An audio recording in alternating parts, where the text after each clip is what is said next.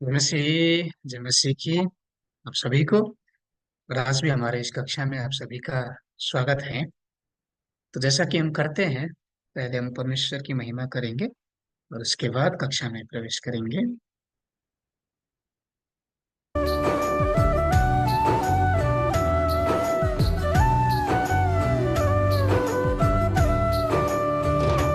जिंदगी के सफर में यीशु है तेरे संग। जिंदगी के सफर में यीशु है तेरे संग। तू भूलना नहीं, प्यार छोड़ना नहीं, यीशु का दामन। तू भूलना नहीं, प्यार छोड़ना नहीं, यीशु का दामन। जिंदगी के सफर में यीशु है तेरे संग।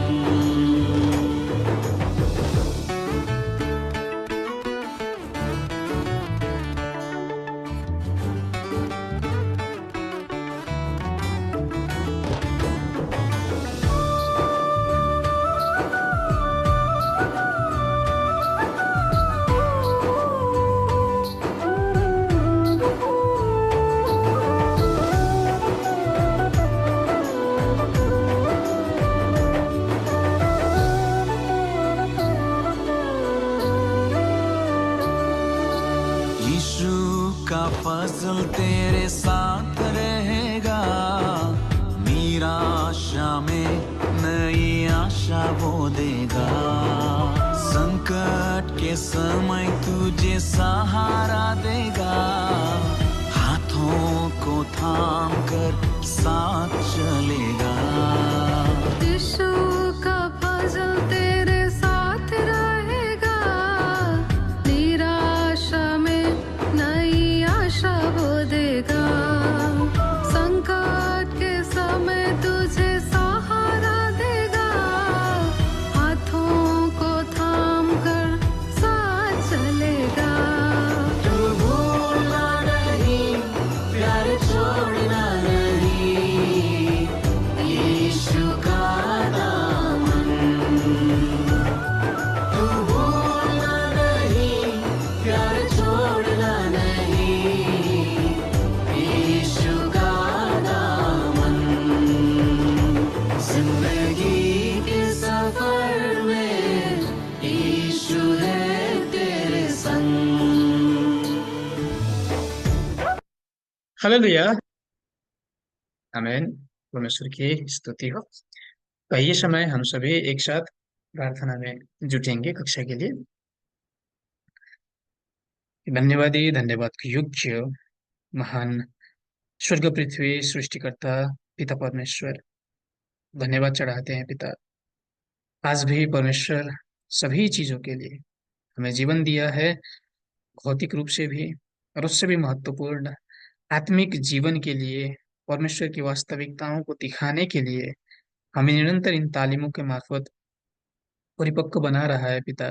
धन्यवाद चढ़ाते हैं परमेश्वर के एक एक वचन जो आज से 2000 वर्ष तक गुप्त रूप से थे, दृष्टांतों में थे। ये संपूर्ण वचन आज परमेश्वर ने व्याख्या करके दिया है, और ऐसे हम सभी उसको स्पष्ट तरीके से जान पा रहे हैं पिता। दूसरे आगमन के समय दिखाई पड़ने वाले उस उद्धारकर्ता पशु को हम सभी पहचान सके, विनाशकर्ता पशु को और विद्रोही पशु को भी पहचान सके, ताकि वास्तविक में प्रभु यीशु कहाँ आएंगे वो स्पष्ट तरीके से हम बाइबल के अनुसार जान सके। अपने विचारों से नहीं, परंतु बाइबल के विचार से, बाइबल के वचनों के अनुसार हम विश्वास का जीवन पालन कर सके पिता। और दूसरे आगमन के समय उस उद्धारकर्ता पशु के समूह को पहचान करके उस समूह में जाकर उद्धार प्राप्त कर सके पिता। सहायता कीजिए। यदि अभी भी हम इन वचनों को केवल ज्ञान के रूप में, केवल शिक्षा के रूप में ले रहे हैं, तो हमें सहायता कीजिए पिता। आत्मिक आंख, आत्मिक कान खोल दीजिए, ताकि इन वास्तविकता के वचनों को स्वीकार किया जा सके और अपने आप को पहचाना जा सके कि मेरा गंतव्य कहाँ है और मैं अभी कहाँ हूँ, बाइबल के अनुसार मैं कौन हूँ। इस चीज को हर एक विश्वासी जन स्पष्ट तरीके से जान सके और दूसरे आगमन के समय उद्धार पाने के योग्य बन सके। पिता, सहायता कीजिए। और आज भी हमारे साथ हमारे मध्य रह दीजिए पिता, ताकि हम इन सभी वचनों को सही तरीके से जान सके और जान के पहचान सके, ताकि हम दूसरे आगमन के समय स्वर्ग को पहचान कर वहां प्रवेश कर सके। पिता, सहायता कीजिए। आज भी संपूर्ण चीजों के लिए धन्यवाद चढ़ाते हुए संपूर्ण विनती प्रार्थनाएं उद्धारकर्ता प्रभु यीशु ख्रिस्ट के नाम में चढ़ाते हैं। आमीन। तो चलिए शुरू करते हैं। सबसे पहले हम क्या करेंगे, जो हमने पिछली बार सीखा था उसके विषय में हम पुनरावलोकन करेंगे। पिछले विषय में हमने क्या सीखा था, क्या सीखा था, याद है आप सभी को? पिछली बार हमने पिछली कक्षा में इस चीज के विषय में,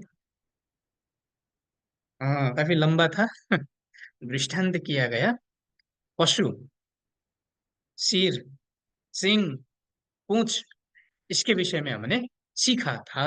तो चलिए, बाइबल में अगर हम देखें तो हम सभी मनुष्य, हमारे दृष्टि में तो हम मनुष्य हैं, परंतु परमेश्वर की दृष्टि में क्या सभी मनुष्य मनुष्य है कि पशु भी है? परमेश्वर की दृष्टि में कैसा मनुष्य पशु है? अगर हम शिक्षा के वचनों में देखें तो कैसे मनुष्य को परमेश्वर ने पशु कहा है? कैसे मनुष्य को? जिसके दो सिंग हो, एक पूंछ हो, वैसे मनुष्य को नहीं। क्या है, पर क्या है? आप सभी माइक ऑन करके नहीं बता सकते, लेकिन माइक ऑफ रख कर भी आप सभी उत्तर देने का प्रयास करिए। मैं यहाँ से पढ़ सकता हूँ आप सभी को, आप सभी का चेहरा देख के, हाँ आप सभी उत्तर दे रहे हैं कि नहीं, इसको मैं देख सकता हूँ। तो बोलने का प्रयास कीजिएगा। तो अगर हम देखें बाइबल के अनुसार, तो परमेश्वर ने पशु किन्हें कहा है? जिसको परमेश्वर के विषय में ज्ञान नहीं, ज्ञान नहीं, कि विश्वास नहीं। परमेश्वर को विश्वास नहीं कहा गया है कि ज्ञान नहीं कहा गया है? ज्ञान नहीं, ज्ञान नहीं। उसका मतलब परमेश्वर की योजनाओं के विषय में, परमेश्वर के वचनों के विषय में स्पष्ट नहीं जानता, ऐसे व्यक्ति को पशु कहकर कहा गया है। परमेश्वर बताना तो चाह रहा है परंतु समझता कुछ नहीं। जैसे हम अपने पशु से पाले हुए गाय, भैंस, कुत्ते, बिल्ली वगैरह से अगर बात करें, तो हम जितना भी अपना पीड़ा उनको बताए, सारी जिंदगी की तकलीफें उनको बताए, तो क्या वो समझ सकते हैं? हाँ, समझ के उसको समाधान करेंगे? नहीं। वैसे ही अगर परमेश्वर हमें कुछ बता रहा है तो हम अपने धुन में हैं, हम समझ ही नहीं पाते क्या बताना चाह रहा है परमेश्वर। कभी जाल कहता है, कभी सींग कहता है, कभी पूंछ कहता है, क्या कहता है। ऐसे व्यक्तियों को परमेश्वर ने पशु कहकर कहा है। तो हम सभी विचार कीजिए, पूर्ण रूप से आप सभी इंसान है, अथवा मैं भी पूर्ण रूप से इंसान है कि पशु है? विचार कीजिए, पूर्ण रूप से मैं इंसान हूँ परमेश्वर की दृष्टि में, ऐसा कोई है? नहीं। कारण क्यों? क्योंकि हमें वचनों का ज्ञान नहीं। हो सकता है हमें पुराने नियम के विषय में अथवा पहले आगमन के समय के विषय में मालूम, परंतु जब दृष्टांतों के विषय में बात आती है, परमेश्वर की भविष्यवाणियों के विषय में बात आती है, क्या हम समझ सकते हैं? या यूं विचार कीजिए, इस कक्षा से पहले आप समझ पाते थे, अभी तो थोड़ा थोड़ा थोड़ा थोड़ा समझ पा रहे होंगे। हम्म? तो अब क्या हो रहे हैं, हम सभी आत्मिक रूप से पशु से क्या बन रहे हैं? इंसान बन रहे हैं, परमेश्वर की दृष्टि में मनुष्य बन रहे हैं।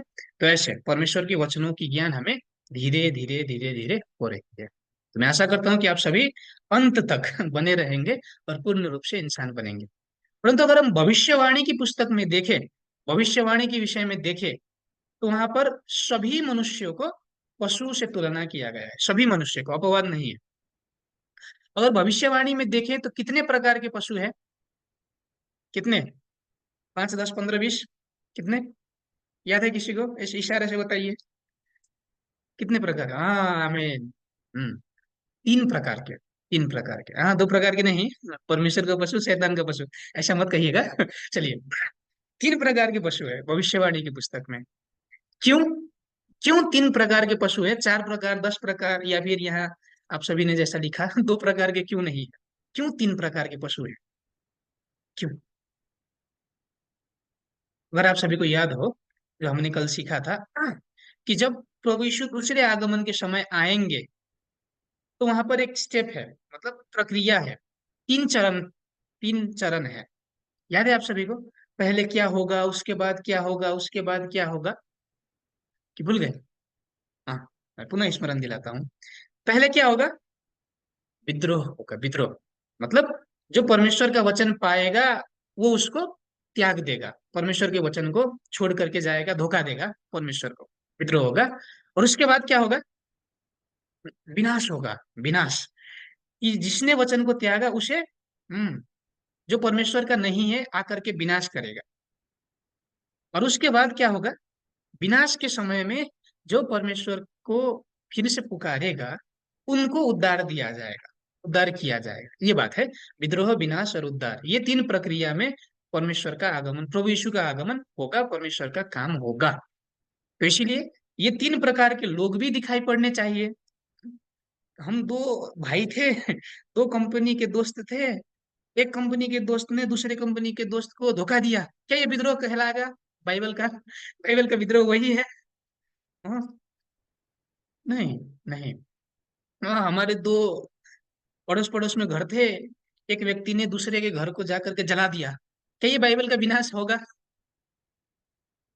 नहीं। तो बाइबल में बताया गया विद्रोह क्या है, विनाश क्या है, उद्धार क्या है, इसे जानना आवश्यक है। परमेश्वर के वचन को त्यागने वाला व्यक्ति दिखाई पड़ेगा। कौन से वचन को, विचार कीजिए, कौन से वचन को त्यागने वाला व्यक्ति? सत्य के वचन को, सत्य के वचन। सत्य का वचन मतलब क्या है? ये प्रश्न मैंने नहीं पूछा है, बहुत दिन हो गया। सत्य के वचन का मतलब क्या है? भविष्यवाणी पूर्ति के वचन, भविष्यवाणी पूर्ति के वचन। तो जब नए नियम के भविष्यवाणी पूरी होंगी, किसी को दिया जाएगा, और जिसको दिया जाएगा वो क्या करेगा? शुरू में उसको त्याग देगा। हाँ, पहले तो स्वीकार किया परंतु बाद में छोड़ देगा। और उसके बाद विनाश होगा, उन व्यक्तियों को विनाश किया जाएगा आत्मिक रूप से। शरीर की मारने की बात नहीं है, शारीरिक फैसले की बात नहीं है, आत्मिक। उसके बाद उद्धार का काम शुरू होगा दूसरे आगमन के समय।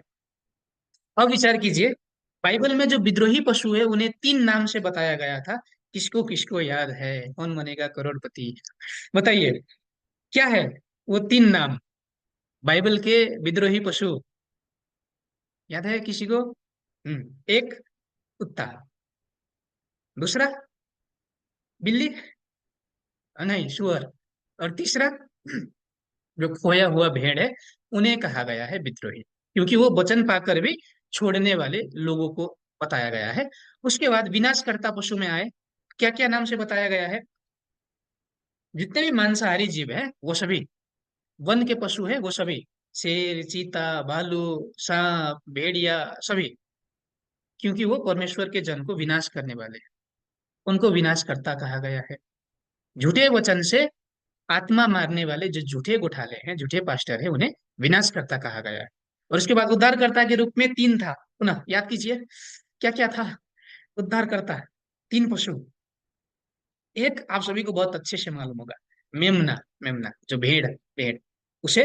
उसके बाद दो और थे, बैल और घोड़ा, घोड़ा। तो इन तीन पशुओं से बाइबल में उद्धार, माफ कीजिएगा, उद्धारकर्ता समूह को जनाया जा रहा है। तो भविष्यवाणी की पुस्तक में अगर आप सभी ये पशुओं के नाम देखें, तो क्या वो सचमुच का पशु है? सचमुच का पशु? नहीं, नहीं। इंसानों के विषय में, मनुष्य के विषय में बताया जा रहा है जो उन हरकतों को करेगा, ये बात है। अब वैसे उदाहरण एक हमने देखा था, 7 सिर और 10 सिंग का पशु। वो पशु कैसा दिखता था? कुत्ते के जैसा दिखता है पशु, 7 सिर और 10 सिंग का पशु। शायद आप सभी ने ध्यान नहीं दिया। चीते के समान, भालू के समान, सिंह के समान दिखाई पड़ता है। और ये चीता, भालू, सिंह अगर हम देखें तो कौन से पशु में पड़ेगा? हम्म विद्रोही, विनाशकर्ता, उद्धारकर्ता, कौन से? विनाशकर्ता, विनाशकर्ता। तो प्रकाशित वाक्य की पुस्तक में दूसरे आगमन के समय के विनाशकर्ता कौन है? ये 7 सिर और 10 सिंग वाले जो पशु कहा गया है, वो दूसरे आगमन के समय के विनाशकर्ता है। तो हमने पशु तो जान लिया, सिर का मतलब समझिए। सिर का मतलब क्या था? सचमुच, हाँ, बड़े बड़े 7 सिर वाले 10 सिंग वाले पशु निकलेंगे। नहीं, सिर का मतलब क्या था? प्रमुख पास्टर से मतलब था। और उसके बाद सिंह का मतलब क्या था? सिंह का मतलब उस पास्टर से अधिकार पाने वाले लोग, अधिकार प्राप्त लोग। मंडली में, चर्च में अगर हम देखें तो एल्डर डिकन वगैरह कितने हैं? 10। और उसके बाद पूछ की वास्तविकता क्या थी? पूछ का मतलब, पूछ का मतलब, हाँ, जो झूठे नबी थे उन्हें पूछ कहकर कहा गया। झूठ सिखाने वाले लोग, झूठे वचन सिखाने वाले लोग पूछ है। तो दूसरे आगमन के समय 7 सिर और 10 सिंग वाला एक पशु दिखाई पड़ेगा। क्या वो भौतिक पशु है? नहीं। 7 पास्टर, 10 एल्डर और कुछ झूठ सिखाने वाले लोगों का एक संगठन है, एक संगठन है। वहां पर परमेश्वर का वचन है कि नहीं? नहीं है, नहीं है। परंतु वो क्या क्रिश्चियन है कि नहीं? वो विश्वासी है कि नहीं? ये पशु, विचार कीजिए, ये पशु विश्वासी है कि नहीं? वास्तविकता के समय में परमेश्वर को विश्वास करने वाले लोग हैं कि अविश्वासी, दूसरे धर्म के लोग हैं, विनाशकर्ता? परमेश्वर के ही लोग हैं, परमेश्वर के ही लोग हैं, परंतु झूठ सिखाने वाले लोग, झूठ सिखाने वाले, झूठे वक्ता, झूठे गोठाले, झूठे पास्टर, ये बताया जा रहा है। सत्य नहीं है, अपने मन के विचार, मनगढ़ंत विषय सिखा रहा है। ये हो गया हमारा रिवीजन। तो ये विषय आप सभी को समझना आवश्यक है। और ये भी विचार कीजिए कि जो कल तक आपने इन सभी विषयों के विषय में सीखा था, क्या वो सही था कि नहीं? ये विचार करना आवश्यक है। अगर आपने सत्य नहीं सीखा था तो क्या वो झूठ नहीं? विचार करना आवश्यक है। और ये भी विचार करना आवश्यक है कि इस स्थान से क्यों ये वचन आ रहे हैं। क्या मैंने अपने विचार से पूरा पढ़ करके, पीएचडी करके, थियोलॉजी करके सिखाया है? नहीं। क्यों? क्यों इस स्थान से ये वचन आ रहे हैं, इसको भी विचार करना आवश्यक है। तो चलिए, तो आज की कक्षा के रिवीजन को हम यहाँ तक रखते हुए आज के विषय में प्रवेश करेंगे। और आज का विषय भी बहुत ही महत्वपूर्ण है और बहुत ही रोमांचक भी होने वाला है। चलिए, तो हम आज के विषय में प्रवेश करते हैं। आज का जो हमारा शीर्षक है, आप सभी को शायद मालूम होगा, दृष्टांत किया गया मेमने का लहू और मांस। इसके विषय में आज हम सीखेंगे। हाँ, ये शब्द तो आप सभी के लिए नया नहीं होगा, परंतु क्या इसका मतलब मालूम है? आज देखेंगे हम। और जो हमारा मुख्य पद है, प्रकाशित वाक्य की पुस्तक 7 अध्याय 13 और 14 पद। एक बार हम पढ़कर देखें क्या लिखा गया है। इस पर प्राचीनों में से एक ने मुझसे कहा, ये श्वेत वस्त्र पहने हुए कौन है और कहां से आए हैं? मैंने उससे कहा, हे स्वामी, तू ही जानता है। उसने मुझसे कहा, ये वे हैं जो उस महाक्लेश में से निकलकर आए हैं। इन्होंने अपने अपने वस्त्र मेमने के लहू में धोकर श्वेत किया है। आमीन। बाकी चीजों को छोड़ दीजिए, जो ये लाल अक्षर में लिखा गया है उस पर ध्यान दीजिए कि कुछ लोग हैं, दूसरे आगमन के समय दिखाई पड़ेंगे। वे लोगों ने क्या किया है? उन लोगों ने अपने वस्त्रों को मेमने के लहू में धोया है। अगर चित्र के माध्यम से समझने का प्रयास करें तो एक मेमना है, उस मेमने का लहू है, उस लहू से क्या किया जा रहा है? वस्त्र को धोया जा रहा है। अगर हम लहू से वस्त्र धोए तो वस्त्र किस रंग का होगा? लहू किस रंग का होता है? सफेद। मेमने का लहू, हाँ, लाल होता है। परंतु इन वचन को अगर देखें तो मेमने के लहू से धोकर क्या होया है, हो गया है? लाल हुआ है कि श्वेत हुआ है? श्वेत। श्वेत का मतलब सफेद। अब विचार कीजिए, ये मेमने का लहू है क्या? हाँ, ये एक स्पेशल प्रकार का मेमना होगा जिसका लहू लाल होगा और उसमें सभी लोग अपने वस्त्र धोएंगे, ये मतलब होगा? नहीं। आत्मिक मतलब है, आत्मिक। मेमने का मतलब भी आत्मिक है, मेमने का लहू का मतलब भी आत्मिक है, वस्त्र का मतलब भी आत्मिक है। वस्त्र का मतलब शायद आप सभी ने सीखा है, हमने सीखा था, आप सभी को याद हो ना हो, हमने सीखा था। चलिए, इसके विषय में आज हम डिटेल में देखेंगे। और ये बात कहाँ जाकर के जुड़ती है? पहले आगमन के समय प्रभु यीशु ने क्या कहा? हाँ, जो जो मेरा मांस खाएगा, जो जो मेरा लहू पिएगा, उसके साथ क्या है? वही अनंत जीवन पाएगा, अनंत जीवन पाएगा। आप सभी को मालूम है, यूहन्ना 6 अध्याय अगर आप सब पढ़ेंगे तो वहां पर डिटेल में वो सारी चीजें लिखी गई है। परंतु विचार कीजिए, क्या प्रभु यीशु के चेले ने सचमुच प्रभु यीशु का मांस नोच नोच करके खाया, काट करके तलवार से काट काट करके उनके लहू को पिया चेलों ने? नहीं। तो उसका मतलब क्या है? मतलब क्या है वो बात हम जानेंगे। तो सबसे पहले मेमने के विषय में देखें। जो वृत्तांत किया गया मेमना है, भौतिक विशेषता आप सभी को मालूम है। यहाँ पर दो प्रमुख चीजें अगर हम बाइबल की भाषा में समझने का प्रयास करें, तो ये मेमने का प्रयोग अगर हम देखें तो पुराने नियम में किस लिए होता था? कि इंसानों को पाप मेमने पर रख के मेमने को बलिदान दिया जाता था, बलि किया जाता था, और उसके बाद ये विश्वास था कि पाप क्षमा किया गया। तो मेमने की बलिदान दे करके पाप क्षमा होता था। किस समय? पुराने नियम के समय में। तो मेमना वहां पर प्रयोग किया जाता था। और दूसरा सबसे महत्वपूर्ण बात, यह मेमने का लहू और मेमना अगर हम सुनते हैं तो हमें एक चीज का स्मरण होता है, फसह के विषय में। आप सभी को मालूम होगा, मूसा के समय में फसह किया गया था, फसह। उस समय किस चीज को खाना आवश्यक था? मेमने के मांस को खाना आवश्यक था। और लहू को क्या करना आवश्यक था? जो घर के चौकस है वहां पर पोथना आवश्यक था। और उसके बाद जीवन पाते थे लोग, विपत्ति से निकल कर आते थे। ये बात है। तो दो विशेषताएं समझिएगा। मेमने का काम क्या है? बलिदान के लिए प्रयोग किया जाता था, बलि के लिए। और उसके बाद फसह के समय में मेमने का मांस खाया जाता था, ये समझिएगा। इसके बाद हम आत्मिक मेमने के विषय में देखें। चलिए, बाइबल में भौतिक मेमने भी हैं, परंतु परमेश्वर भौतिक मेमने के विषय में नहीं, आत्मिक मेमने के विषय में बताया बताना चाह रहा है। अगर यशायाह की पुस्तक 53 अध्याय में 7 पद में जाकर के देखें, तो वहां किसी एक व्यक्ति को मेमना कहा जा रहा है, भेड़ कहा जा रहा है। ये आप सभी को बहुत अच्छे से मालूम है, परंतु फिर भी हम पढ़े एक बार। यशायाह की पुस्तक 53 अध्याय 7 पद। वह सताया गया तो भी वह सहता रहा और अपना मुंह ना खोला।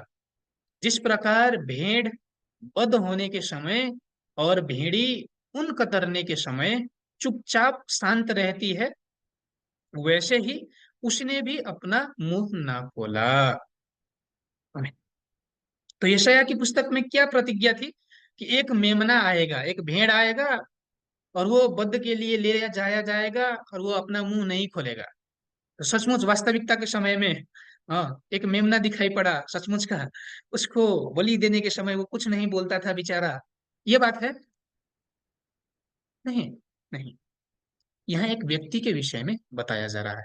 और वो व्यक्ति कौन है? मेमना कहकर हम किसे चिनते हैं, किसे जानते हैं? आप सभी को बहुत अच्छे से मालूम है, प्रभु यीशु को। तो चलिए, ये बात कहाँ है? बहुत सारे पद में लिखा है। पहले मैंने एक ही पद यहाँ रखा है, और जो मैंने डिटेल में नहीं रखा, आप सभी बात में ढूंढ करके पढ़िएगा। पहले कुरिन्थियों की पुस्तक 5 अध्याय में 7 पद में अगर हम जाकर के देखें, तो प्रभु यीशु को क्या कहा जा रहा है? मेमना बताया जा रहा है। वो भी फसह का मेमना, फसह का बलिदान वो हमारे लिए हुए। आप सभी को मालूम है कि प्रभु यीशु हमारे पापों के लिए क्रूस पर चढ़े, सूली पर चढ़े, और उनके लहू के माध्यम से पाप क्षमा किया गया। तो ऐसे जो बलिदान का मेमना था पुराने नियम के समय में, बलि के लिए जो मेमना प्रयोग किया जाता था, उसका वास्तविक स्वरूप कौन दिखा प्रकट हुए? प्रभु यीशु प्रकट हुए। तो ऐसे मेमना का मतलब क्या हुआ? प्रभु यीशु, ये समझिए। और उसके बाद ये मेमने का लहू क्या है, तो विचार कीजिए। सचमुच प्रभु यीशु का लहू होगा तो उसका भी कुछ मतलब होना चाहिए। हम्म? चलिए देखते हैं। तो ऐसे मेमने का मतलब क्या हुआ? प्रभु यीशु। अब मेमने के लहू के विषय में देखें। अगर हम सभी व्यवस्था विवरण की पुस्तक 17 अध्याय में जाकर देखें, 11 पद में, तो वहां पर क्या कहा गया है? कि जो हमारा शरीर है, शरीर की जो प्राण है, वो किस में होती है? लहू में होती है, लहू में। विचार कीजिए, अगर हमारे शरीर में से पूरा लहू निकाल दिया जाए तो क्या हम जीवित रह सकते हैं? जीवित रह सकते हैं? हाँ, नहीं, मैं रह सकता हूँ, एक आध घंटा तो रह ही लूंगा। नहीं, मर जाएंगे। लहू अगर निकाल लिया जाए तो मृत्यु हो जाती है। तो ऐसे वहां पर यही बताया गया है कि जो भौतिक जीवन है वो लहू के अंदर है, लहू के अंदर। चित्र के माध्यम से अगर समझने का प्रयास करें तो देखिए, ये बड़ा वाला जो गोला है ये हो गया लहू। तो ये लहू के अंदर क्या बताया जा रहा है? एक छोटा सा भौतिक जीवन। वैसे जो हमारा जीवन है, शारीरिक जीवन है, वो किस चीज में निर्भर करता है, किस चीज के अंदर है? लहू के अंदर। परंतु क्या प्रभु यीशु यहाँ पर पहले आगमन के समय भौतिक जीवन के विषय में, भौतिक शरीर को बचाने के विषय में बताया है प्रभु यीशु ने पहले आगमन के समय, कि आत्मा को बचाने के विषय में प्रभु यीशु ने बताया है? विचार कीजिए। आत्मा के विषय में निरंतर प्रभु यीशु ने आत्मा के विषय में प्रचार किया, आत्मा के विषय में। अब जैसे भौतिक जीवन लहू के अंदर है, आत्मिक जीवन किस चीज के अंदर होगा? कहाँ से हम आत्मिक जीवन प्राप्त करते हैं? कहाँ से है? हाँ? सचमुच हम दिन में 4-5 लीटर लहू पी करके आत्मिक जीवन प्राप्त कर सकते हैं? कहाँ से? मालूम है आप सभी को, परंतु आप सभी बोलने को हिचकिचा रहे हैं। चलिए, वो बात हम देखते हैं यूहन्ना 1 अध्याय में। आप सभी को मालूम है कि यूहन्ना एक अध्याय के 1 से 4 पद तक अगर हम देखें तो वहां पर क्या बताया गया है? वचन परमेश्वर है, और उस परमेश्वर के वचन के अंदर क्या है? जीवन है, जीवन। तो हमें अगर आत्मिक रूप से जीवन प्राप्त करना है तो हमारे अंदर क्या होना चाहिए? परमेश्वर का वचन होना चाहिए, वचन होना चाहिए। तो ऐसे भौतिक जीवन लहू से प्राप्त होती है, आत्मिक जीवन परमेश्वर के वचन से प्राप्त होती है। तो इन दो चीजों को अगर हम तुलना करके देखें, आत्मिक लहू का मतलब क्या है? क्या है? वचन, वचन, परमेश्वर का वचन। ये समझने की आवश्यकता है। चलिए, अब प्रभु यीशु, लहू क्या है?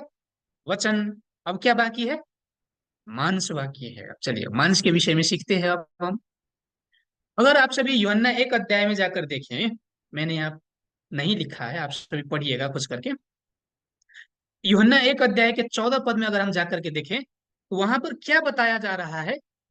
कि वचन देहधारी हुआ और उसकी महिमा परमेश्वर के एकमात्र पुत्र के समान दिखाई पड़ती थी। ये बात बताया जा रहा है। और विचार कीजिए, ये क्या बताना क्या चाह रहा है? वचन देहधारी हुआ, इसका मतलब क्या है? कौन सा वचन और कहाँ देहधारी हुआ? इसे समझना आवश्यक है। विचार कीजिए, जब तक प्रभु यीशु नहीं आए थे इस संसार में, क्या प्रभु यीशु के विषय में भविष्यवाणियां थी कि नहीं? प्रभु यीशु के आने से पहले कैसे जन्मेगा, कहाँ जन्मेगा, जन्म कर क्या करेगा, मृत्यु कैसे होगी, ये सारी बातें भविष्यवाणी थी कि नहीं? थी, थी। परंतु जब तक प्रभु यीशु नहीं आए थे, क्या वो वचन वास्तविकता बन के दिखाई पड़ी कि केवल वचन में सीमित थी? केवल वचन में सीमित थी। विचार कीजिए, यशायाह की पुस्तक में क्या कहा गया था? कि कन्या से जन्मेगा, कुंवारी से जन्मेगा। तो जब तक प्रभु यीशु नहीं जन्मे थे, क्या वो वचन वास्तविकता में शरीर में, देह में दिखाई पड़ी? नहीं, पुस्तक के पन्नों में मात्र सीमित थी। परंतु जब प्रभु यीशु जन्मे, हाँ, वो वास्तविकता दिखाई पड़ी। क्या कहा गया था? बेथलेहम में जन्मेगा, ये बताया गया था। तो जब तक प्रभु यीशु बेथलेहम में नहीं जन्मे थे तो वो वचन क्या था? केवल मीका की पुस्तक में चिमट कर रही थी। और जब वास्तविकता दिखाई पड़ी तो वो वचन किस में जाकर पूरा हुआ? मनोज जी में? नहीं, प्रभु यीशु में जाकर पूरा हुआ।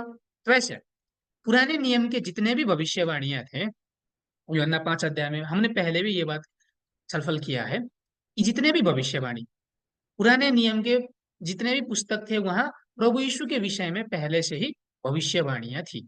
और वो सारे वचन इस व्यक्ति में आकर पूरे हुए, प्रभु यीशु में आकर वो सारे वचन पूरा हुआ। तो कल तक जो केवल और केवल पुस्तक में, किताबों के पन्नों में था, अब वो वचन एक शरीर बनकर प्रकट हुआ। तो इसे वचन देहधारी हुआ ऐसे कहा जा रहा है। प्रभु यीशु के देह में आकर के, प्रभु यीशु के मांस में आकर के वे सारे वचन प्रकट हुए। तो यहां से हम क्या समझ सकते हैं? कि प्रभु यीशु ने क्या कहा? कि मेरा शरीर ही रोटी है, इसे खाओ, परंतु हाँ, विचार कीजिए, हम प्रभु यीशु के मांस को तो किसी ने नहीं खाया, चेलों ने खाया लुच लुच करके। हाँ प्रभु यीशु, आपका मांस तो खाना चाहिए, मुझे हाथ पसंद दे दीजिए, मुझे लेग पीस दीजिए, ऐसा चेलों ने कहकर खाया? नहीं, नहीं। आत्मिक भोजन में हमने सीखा था, विचार कीजिए, मांस, मांस खाने वाली वस्तु, भौतिक रूप से मांस हम सभी को मालूम है। बहुत आत्मिक भोजन का मतलब क्या था? आत्मिक भोजन याद है आप सभी को? आत्मिक भोजन जो हमें खाना चाहिए आत्मा के जीवन के लिए, वचन, वचन, वचन। तो ऐसे जो पुराने नियम के भविष्यवाणी थे, वो किस में आकर पूरे हुए? प्रभु यीशु में आकर पूरा हुआ। और प्रभु यीशु ने मेरा मांस खाओ, इसका मतलब सचमुच मांस नहीं, जो वचन प्रभु यीशु में आकर पूरा हुआ, उस वचन को खाओ, कान से सुनकर, ये बात थी। वैसे प्रभु यीशु के मांस का मतलब भी क्या हुआ? वचन हुआ, वचन। कौन सा वचन? पुराने नियम के भविष्यवाणी पूर्ति के वचन। तो वैसे प्रभु यीशु का देह का मतलब भी क्या था? वचन, वचन। अब विचार कीजिए, मेमने का मतलब प्रभु यीशु, लहू का मतलब वचन, और देह का मतलब भी, मांस का मतलब भी वचन। अब ये थोड़ा थोड़ा मिलाइए। मेमने का लहू और मांस, इसका मतलब क्या हुआ? प्रभु यीशु के द्वारा दिए गए वचन, वचन, ये मतलब है। मेरा शरीर खाओ, मेरा रक्त पियो, लहू पियो, सचमुच नहीं, मेरे द्वारा दिया गया वचन खाओ, पुराने नियम के भविष्यवाणी पूर्ति के वचन प्राप्त करो, सुनो, विश्वास करो, ये मतलब था प्रभु यीशु का। तो मैं आशा करता हूं कि आप सभी समझ पा रहे हैं। अगर आप सभी यूहन्ना 6 अध्याय में पढ़े, तो 54 पद में जाकर क्या लिखा गया है? प्रभु यीशु निरंतर कह रहे हैं, हाँ, जो मेरा मांस खाता है और मेरा लहू पीता है, अनंत जीवन उसी का है। और विचार कीजिए, आज से 2000 वर्ष पूर्व आप सभी वहां पर थे खड़े, और एक व्यक्ति बोल रहा है मेरा मांस खाओ, मेरा रक्त पियो, और तब तुम जीवन पाओगे। तो आप सभी क्या समझते हैं? हाँ, हाँ, ठीक है प्रभु, आप सही बता रहे हैं, दीजिए, मैं तो नरभक्षी हूँ। खाते पीते नहीं। उस समय के अधिकांश लोगों ने भी वैसा ही विचार किया, ये कैसे अपना देह किसी को खाने दे सकता है, कैसा लहू पीने दे सकता है, ऐसा कहकर विरोध किया। परंतु निरंतर आप सभी यूहन्ना 6 अध्याय पढ़ेंगे, तो 63 पद में और 68 पद में वहां पर जाकर के क्या लिखा गया है? प्रभु यीशु ने स्पष्ट रूप से बताया है, वचन, मेरे वचन में जीवन है। यूहन्ना 6 के 63 में अगर पढ़े, तो प्रभु यीशु के जब वचन ही जीवन है और आत्मा है, ये बताई गई है। तो जीवन प्राप्त करने के लिए मांस खाओ और लहू पियो, ये बताया। परंतु उसको व्याख्या कैसे किया?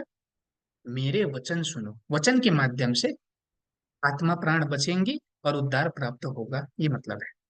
तो सचमुच का लहू और मांस का मतलब सचमुच का भौतिक अर्थ नहीं है। उसका मतलब क्या हुआ, अब समझ गए आप सभी? दृष्टांत किया गया, मेमने का लहू और मांस का मतलब क्या है? प्रभु यीशु के जीवन के वचन, जिस वचन को सुनकर हमारे अंदर जीवन आ सकता है, हम जीवन प्राप्त कर सकते हैं, उस वचन को मेमने का लहू और मांस कहा गया दृष्टांत में। अब विचार कीजिए, अगर आप सभी को याद हो, तो बाइबल एक बंद पुस्तक भी है बाइबल में, और खुली हुई पुस्तक भी है। अगर वचन में जीवन है, कौन से वचन के अंदर जीवन है? बंद पुस्तक के वचन के अंदर जीवन है, या फिर खुली हुई पुस्तक के वचन के भीतर जीवन है? आप सभी को क्या लगता है कि दोनों में जीवन है? हाँ, आप सभी को क्या लगता है? दोनों में नहीं, नहीं, बंद पुस्तक में नहीं, बंद पुस्तक में नहीं, खुली हुई पुस्तक में जीवन है, उस वचन से जीवन प्राप्त हो सकता है। और खुली हुई पुस्तक का वचन का मतलब क्या है? याद होगा आप सभी को, भविष्यवाणी पूर्ति के वचन, जो प्रभु यीशु ने प्रचार किया। उस समय वचन प्रचार करने वाले लोग और भी थे कि नहीं? बहुत सारे लोग थे, बहुत सारे संप्रदाय थी, बहुत सारी शिक्षाएं थी, बहुत सारे लोग थे। परंतु क्या सभी के वचन को सुन करके जीवन प्राप्त किया जा सकता था उस समय? सभी के वचन को सुनकर नहीं, प्रभु यीशु के वचन को ही सुन करके। कारण क्यों? उनके पास पुराने नियम के भविष्यवाणी पूर्ति के वचन थे, ये मतलब है। अब चलिए, आप सभी ने ये मतलब जाना होगा। आज भी कक्षा थोड़ा लंबा लंबा हो सकता है, तो मैं आप सभी को अच्छे से समझाने का प्रयास करता हूँ। तो यहाँ पर अगर हम देखें तो मेमने का लहू और मांस का मतलब क्या हो गया? प्रभु यीशु के जीवन का वचन। और मेमने का लहू और मांस खाओ, इसका मतलब क्या था? प्रभु यीशु के जीवन को, वचन को सुनकर खाना, जीवन के वचन को, सचमुच लहू और मांस को खाना नहीं। चलिए, तो ये हमने ये भी छलफल की, क्यों प्रभु यीशु का ही केवल, दूसरे लोगों का नहीं? क्यों? क्योंकि उनके पास ही केवल भविष्यवाणी पूर्ति के वचन है, इसलिए। अब चलिए, जब ये थुमा का मांस और लहू का विषय आता है, फसह का समय भी वहां से शुरुआत होती है। अगर हम देखें बाइबल में, तो मेमने का मांस खाने की बात और लहू के द्वारा उद्धार देने की बात वहां से शुरू होती है। मूसा के समय में जाकर देखें, मैं आप सभी को कहानी बताता हूं। आज से 3500 साल पहले क्या हुआ था? 3500 वर्ष पहले एक संप्रदाय था, एक जाति थी। उसका नाम क्या था? इजरायली जाति। उसके एक परमेश्वर थे, और उन परमेश्वर ने उस समय अब्राहम से क्या प्रतिज्ञा की?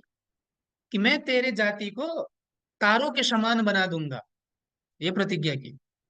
परंतु बाद में क्या भी कहा? कि तुम्हारे जो संतान है वो किसी दूसरे देश में जा करके दास का जीवन व्यतीत करेंगे। कितने वर्ष किसी को मालूम है? 400 वर्ष। 400 वर्ष। 400 वर्ष तक दूसरे देश में जाकर के, अन्य जाति के देश में जाकर के दास का जीवन बिताएंगे, और उसके बाद मैं उन सभी को निकाल करके लाऊंगा, उद्धार दूंगा, छुटकारा दूंगा, ये प्रतिज्ञा थी। और उसी के अनुसार क्या हुआ? कि भौतिक इजराइल कौन से देश में जाकर के बंदी बने? आप सभी को याद है, दास का जीवन बिताया कौन से देश में, मालूम है आप सभी को? नेपाल में? नहीं, मिस्र में। मिस्र में जाकर के वहां के जो राजा थे, फारोन, उन्होंने 400 वर्ष तक इजरायलियों को बंदी बनाकर दास का जीवन बिताया। और उसके बाद परमेश्वर ने क्या किया? कि जब समय पूरा हुआ, उसके बाद एक व्यक्ति को चयन किया और उनको कहा, जाओ इजरायलियों को मिस्र से निकाल करके लाओ। वो व्यक्ति कौन थे, मालूम है आप सभी को? हम्म मूसा। मूसा। मूसा को भेजा, जाओ वहां से निकाल करके लाओ। परंतु फारोन ने दिया, हाँ ले जाओ ले जाओ, ये सभी व्यक्तियों को ले जाओ कर करके नहीं दिया, नहीं दिया। तो परमेश्वर ने क्या किया? बहुत सारी विपत्तियां उस देश पर भेजी, 10 प्रकार की विपत्तियां। और जो अंतिम विपत्ति है, वहां पर अगर देखें तो जो ज्येष्ठ संतान है, ज्येष्ठ पुत्र मरने की विपत्ति, वो मर जाएगा। और उस समय उस विपत्ति को, अगर उस विपत्ति से बचना था, तो एक उपाय दिया गया। वो उपाय क्या था? कि जिस जिसके घर के आगे, हाँ, मेमने का लहू पोता हुआ मिलेगा, वहां पर विपत्ति प्रवेश नहीं करेगी। और तुम सभी क्या करना? कि मेमने को काट करके उसका मांस खाना, और अपने घर में गेट के आगे उस लहू को लगाना। और जब वो देखूंगा मैं, वहां पर प्रवेश नहीं करूंगा और तुमको कुछ नहीं होगा, ये बताया था अपने चुने हुए लोग को, उद्धार देने वाले लोग को। और ये बात जितनों ने किया, सभी ने उस समय, भौतिक इजरायलियों ने, हाँ, अपने घर के आगे लहू को पोता, और उसके बाद दरवाजे के आगे, और मांस को खाया।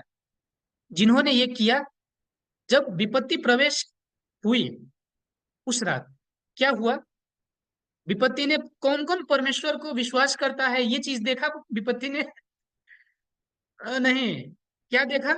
किसके दरवाजे पर लहू नहीं है, ये देखा। और जो जिसके दरवाजे पर नहीं था, गया ज्येष्ठ संतान मरा। ये घटना आप सभी को मालूम है। तो वहां से अगर हम देखें, तो वहां से निस्तार जिसे कहा जाता है, फसह जिसे कहा जाता है, कि मेमने का रगत, रहू दरवाजे पर लगा करके मेमने का मांस खाने का जो प्रथा कहें, या फिर चाड़ कहें, वहां से शुरुआत हुई। पर्व कहें, वहां से शुरुआत हुई। वैसे अब विचार कीजिए, परमेश्वर को विश्वास करने वाले लोग, परंतु अपने दरवाजे पर मेमने का लहू नहीं लगाया, क्या वो लोग उद्धार प्राप्त किए होंगे? विपत्ति उनके घर में प्रवेश करी होगी कि नहीं, जिनके दरवाजा पर नहीं थी, परंतु परमेश्वर को विश्वास तो करते थे, परंतु लही लहू नहीं था, कि विपत्ति ने छोड़ दी होगी? नहीं, नहीं। जिसके घर में नहीं था, सभी के पास वो विपत्ति गई और ज्येष्ठ संतान की मृत्यु हुई। तो वैसे पुराने नियम के समय से क्या शुरू हुआ? फसह मनाना शुरू हुआ, फसह मनाना शुरू हुआ। और उस समय बचने के लिए क्या करना आवश्यक था? मेमने का लहू अपनी दीवार पर लगाना, दरवाजे पर लगाना आवश्यक था, और मेमने का मांस खाना आवश्यक था। यही बात प्रथा के रूप में शुरुआत हुई। वैसे अगर हम देखें तो जो ये घटना है, फसह की घटना जब दिखाई पड़ती है, तो तीन प्रकार के लोग दिखाई पड़ते हैं। एक, बंदी बनाने वाले लोग दिखाई पड़ते हैं। दूसरा, बंदी बनाने वाला, एक बंदी बने हुए, दूसरा बंदी बनाने वाला, और तीसरा वहां से निकाल करके छुटकारा देने वाला, उद्धार देने वाला व्यक्ति दिखाई पड़ता है। तो अगर पुराने नियम में देखें तो ऐसे बंदी बने हुए कौन थे पुराने नियम के समय में, फसह के समय में? बंदी बने हुए भौतिक इजरायली, इजरायली जाति बंदी बने हुए थे। किसने बंदी बनाया था? बंदी बनाने वाला कौन था? मिस्र का राजा फारोन, उसने बंदी बनाया था। और उस बंदी बने स्थान से छुटकारा देने वाले व्यक्ति कौन थे? परमेश्वर ने किसे भेजा था? कि परमेश्वर स्वयं आकर के सभी को उठा करके लेकर के आए, कि किसी व्यक्ति को भेजा? हाँ, एक व्यक्ति को भेजा, मूसा को भेजा। तो क्या उन व्यक्तियों को उद्धार मूसा ने दिया था? मूसा ने दिया उद्धार, कि मूसा के माध्यम से परमेश्वर ने दिया? विचार कीजिए।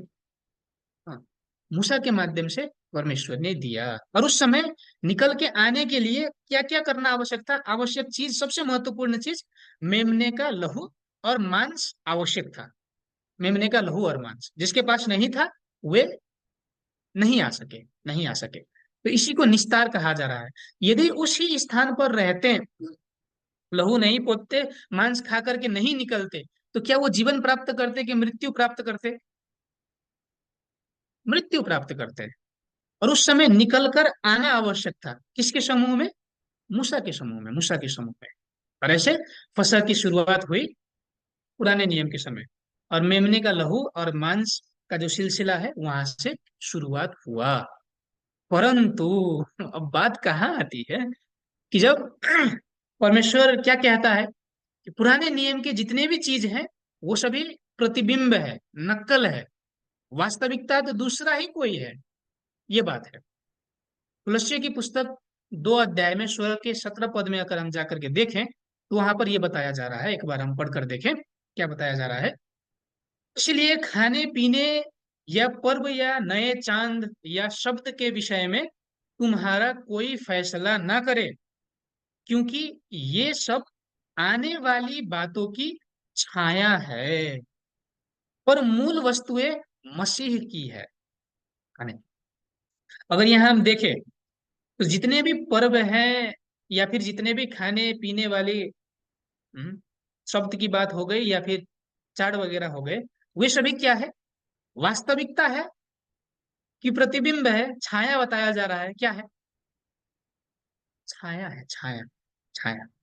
जैसे कभी कभी आप सभी को ऐसा अनुभव है कि नहीं, जब बहुत भूख लगा हुआ हो और हम जब चल रहे होते हैं, तो कभी कभी हमारा जो परछाई है, छाया जो है, वो हमसे आगे होता है, आगे होता है ना? वो छाया क्यों होता है? क्योंकि हम हैं। यदि हम नहीं होते तो क्या वो छाया होती?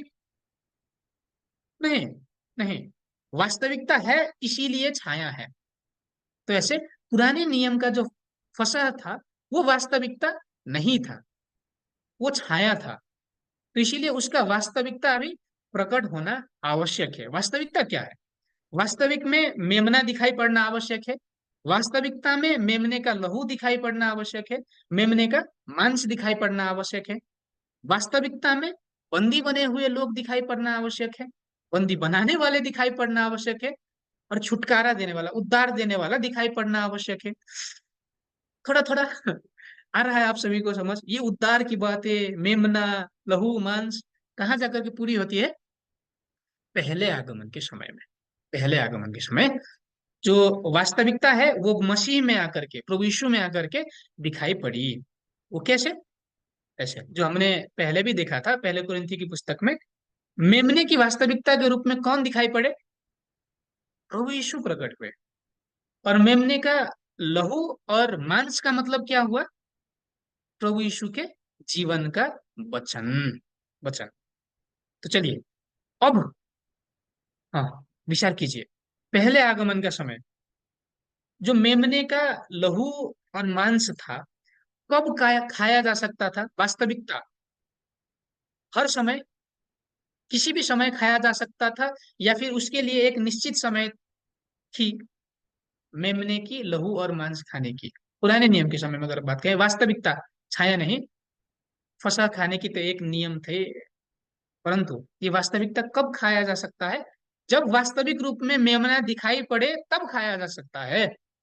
हाँ? जब मेमने का मांस और लहू दिखाई पड़े तब खाया जा सकता है। और उसके लिए विचार कीजिए, तीन शर्त होना आवश्यक है। एक, बंदी बनाने वाला दिखाई पड़ना आवश्यक है, बंदी बनने वाला भी दिखाई पड़ना आवश्यक है, और उस बंदी बने हुए लोग को निकाल करके छुटकारा देने वाला, उद्धार देने वाला दिखाई पड़ना आवश्यक है। पहले आगमन के समय अब सभी को क्या लगता है, कौन बंदी बना हुआ था? बंदी कौन बना हुआ था आत्मिक रूप से? ये बात है। अगर हम बाइबल के भाषा में देखें तो आत्मिक रूप से बंदी कौन बने हुए थे? भौतिक इजरायली बंदी बने हुए थे। आप सभी को लग सकता है कि उस समय, हाँ, कि रोमन उपनिवेश ने उन सभी को बंदी बनाया था या फिर उपनिवेश में रखा था। वो बात भी थी, भौतिक रूप से भी रोमन उपनिवेश में था। परंतु क्या प्रभु यीशु ने आकर के इजरायलियों के रोमी सम्राट के उपनिवेश से निकाल करके आजाद कराया, उतार दिया रोमी साम्राज्य से? नहीं, नहीं। किस चीज से उद्धार दिया? झूठ से। जो भ्रम से बंदी बने हुए थे, झूठे वचन से बंदी बने हुए थे, वहां से निकाल करके सत्य के वचन में लाया, सत्य के वचन से उद्धार दिया। सचमुच रोमियो से जाकर के, हाँ, लड़ाई करके, नहीं, नहीं, नहीं। तो पहले आगमन के समय बंदी बनने वाले कौन थे? बंदी बने हुए इजरायली। और बंदी किसने बनाया था? आत्मिक रूप से अगर हम देखें तो उस समय के जो गोठाले थे, शास्त्री फरीसी, उन्होंने बंदी बनाया था।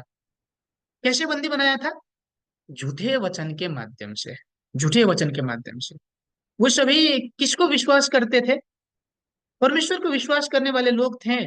परंतु प्रभु यीशु ने आकर क्या कहा कि सभी, तुम सभी परमेश्वर के संतान हो, ऐसा कहा, कि दियावलस के संतान हो, ऐसा कहा शास्त्री फरीसियों को, यहूदियों को। दियावलस के संतान, दियावलस के संतान, ऐसा कहा। तो इसका मतलब क्या है? शैतान ने उन सभी को भ्रम में रखा था, बंदी बनाकर रखा था। किसके माध्यम से? शास्त्री फरीसियों के माध्यम से, झूठ सिखाने वाले पास्टरों के माध्यम से। वैसे आत्मिक रूप से जो बंदी बना हुआ था, भौतिक इजरायली, बंदी बनाया किसने था? उस समय के झूठे गोठाले शास्त्री फरीसियों ने। अब उसके बाद, हम्म, परमेश्वर ने क्या किया? पुनः एक व्यक्ति को भेजा। और वो व्यक्ति कौन थे? प्रभु यीशु। प्रभु यीशु को क्या कहा? बंदी बने हुए लोगों को निकाल करके लाओ, उद्धार दो। तो प्रभु यीशु ने किस चीज के माध्यम से उन सभी को उद्धार दिया? पुनः खाने वाली चीज क्या थी? हम्म, ऐसे परमेश्वर ने क्या दिया प्रभु यीशु को? पुराने नियम के भविष्यवाणी पूर्ति के वचन प्रभु यीशु को दिया। और वो सत्य के वचन ले जा करके प्रभु यीशु ने उस यहूदी धार्मिक संसार, जो समस्त यहूदी धार्मिक संसार झूठ में था, हमने समुद्र वाले पाठ में भी सीखा था, कि उस संसार में ले जा करके प्रभु यीशु ने सत्य का वचन प्रचार किया। और उस सत्य के वचन को सुन करके जितने लोग ने, हम तो गलत स्थान पर है, ये नहीं है परमेश्वर का अभिप्राय, ये नहीं है, मतलब ये नहीं है, वास्तविकता ये है, कहकर जो शास्त्री फरीसी के समूह से निकलकर प्रभु यीशु के समूह में आए, वही लोग वास्तविक रूप से फसह को मना पाए। आत्मिक फसह, भौतिक फसह नहीं। विचार कीजिए, पहले आगमन के समय जब प्रभु यीशु आए, उस समय शास्त्री फरीसी क्या करते थे? सचमुच एक मेमने को काट करके फसह के समय में खाते थे, उसका मांस खाते थे। प्रभु यीशु ने वही करने को कहा। जब वास्तविकता दिखाई पड़ी तो क्या करना आवश्यक है? वास्तविकता को फॉलो करना आवश्यक है या फिर छाया को, नकल को? विचार कीजिए। जब वास्तविकता आ चुकी, उस समय क्या करना आवश्यक है? छाया के पीछे लगना आवश्यक है कि वास्तविकता के पीछे लगना आवश्यक है? वास्तविकता के पीछे लगना आवश्यक है। तो उस समय, पहले आगमन के समय, वास्तविक फसह का मतलब क्या था? शास्त्री फरीसी के समूह से निकलकर प्रभु यीशु के समूह में आना। किस चीज को खाकर? मेमने का लहू और मांस को खाकर। पुराने नियम के भविष्यवाणी पूर्ति के वचनों को सुनकर झूठे संगठन से निकलकर सत्य के संगठन में आना, इसका मतलब फसह मनाना, यह था। अब विचार कीजिए, जितने लोग शास्त्री फरीसी के संगठन में रहे वे सभी विश्वासी ही थे, परंतु क्या उन्होंने जीवन प्राप्त किया? जितने लोग शास्त्री फरीसी के समूह में थे, यहूदी, जीवन प्राप्त हुआ? नहीं। कारण क्यों? वे सभी झूठे वचनों से भरे हुए थे, मृत्यु में थे, मृत्यु में। तो पहले आगमन के समय जीवन कहाँ था? प्रभु यीशु के समूह में, जहां सत्य था। तो ऐसे मृत्यु में से निकलकर जीवन में आने की जो बात है, उसे निस्तार कहा जा रहा है, फसह। वास्तव में मृत्यु में से जीवन में पार होने की बात। और वे लोग प्रभु यीशु के चेले ही हुए केवल, और बाकी लोग छाया को ही खाते रहे, भौतिक रूप से मेमने को काट कर उसका मांस खाते रहे। वे सभी स्वर्ग नहीं जा सके। जैसे पहले आगमन के समय फसह ऐसे वास्तविकता दिखाई पड़ी। हम्म, ऐसे किस चीज के माध्यम से निकल कर आए? पुराने नियम के भविष्यवाणी पूर्ति के वचनों के माध्यम से, उनको सुन करके ऐसे। तो पहले आगमन के समय वास्तविक फसह का मतलब क्या था? शास्त्री फरीसी के समूह, अर्थात मृत्यु के समूह से निकल करके प्रभु यीशु के समूह, जो पृथ्वी पर दिखा पड़ा स्वर्ग था, प्रभु यीशु ही स्वर्ग थे, उस स्वर्ग में जाना, जीवन में जाना, वही वास्तविक रूप से फसह का मतलब था। भेड़ को काट करके, उसका रक्त पी करके, उसका मांस खा करके नहीं। अब विचार कीजिए, ये फसह दूसरे आगमन के समय होगा कि नहीं? जो फसह का भोजन है, वो दूसरे आगमन के समय खाया जाएगा कि नहीं, ये महत्वपूर्ण बात है। आज से 2000 वर्ष पहले जो हुआ वो तो हमारे लिए इतिहास है, कोई फर्क नहीं पड़ा। परंतु दूसरे आगमन का समय महत्वपूर्ण है। क्या दूसरे आगमन के समय भी फसह है? इस चीज को जानना आवश्यक है, पहचानना आवश्यक है। एक बार हम लूका की पुस्तक में 22 के 14 से 20 पद तक जाकर के देखे, नई वाचा के विषय में। चलिए पढ़ते हैं। जब घड़ी आ पहुंची तो वह प्रेरितों के साथ भोजन करने बैठा, और उसने उनसे कहा, मुझे बड़ी लालसा थी कि दुख भोगने से पहले ये फसह तुम्हारे साथ खाऊं, क्योंकि मैं तुमसे कहता हूं कि जब तक वह परमेश्वर के राज्य में पूरा ना हो, तब तक मैं उसे कभी ना खाऊंगा। तब उसने कटोरा लेकर धन्यवाद किया और कहा, इसको लो और आपस में बांट लो। आमीन। अभी 17 पद तक अगर हम देखें तो प्रभु यीशु क्या कर रहा है कि उस समय प्रभु यीशु ने जो अंतिम भोज बताया जाता है कि खाया, उस समय प्रभु यीशु ने क्या कहा कि ये लाल अक्षर को अगर पुनः आप सभी ध्यान दें, क्या बताया जा रहा है कि परमेश्वर के राज्य में जब तक पूरा ना हो तब तक मैं फिर नहीं खाऊंगा। अब विचार कीजिए, ये फसह का भोजन खाने का समय पुनः है कि नहीं? है। पहले आगमन के समय भी खाया गया था, और दूसरे आगमन के समय भी फसह का भोजन है, ये बात है। आगे पढ़ते हैं। क्योंकि मैं तुमसे कहता हूं कि जब तक परमेश्वर का राज्य ना आए, तब तक मैं दाख का रस अब से कभी ना पीऊंगा। अगर इस पद को अगर हम देखें तो दूसरे आगमन के समय की बात बताई जा रही है कि परमेश्वर का राज्य आएगा, और उस समय पुनः वहां से दाख का रस पिया जाएगा, ये बात है। आगे पढ़ते हैं। फिर उसने रोटी ली और धन्यवाद करके तोड़ी और उनको यह कहते हुए दी, यही मेरी देह है जो तुम्हारे लिए दी जाती है, मेरे स्मरण के लिए यही किया करो। इसी रीति से उसने भोजन के बाद कटोरा भी यह कहते हुए दिया, यह कटोरा मेरे उस लहू में जो तुम्हारे लिए बहाया जाता है नई वाचा है। आमीन। अगर इन सारी वचनों को अगर हम इकट्ठा करके समझने का प्रयास करें, तो प्रभु यीशु जब उन्होंने अंतिम फसह की भोजन ली, उसके बाद क्या किया कि मैं कब तक अब ये भोजन नहीं खाऊंगा, जब तक परमेश्वर का राज्य में ये पूरा ना हो तब तक नहीं खाऊंगा। ये प्रतिज्ञा की और नई वाचा बांधी।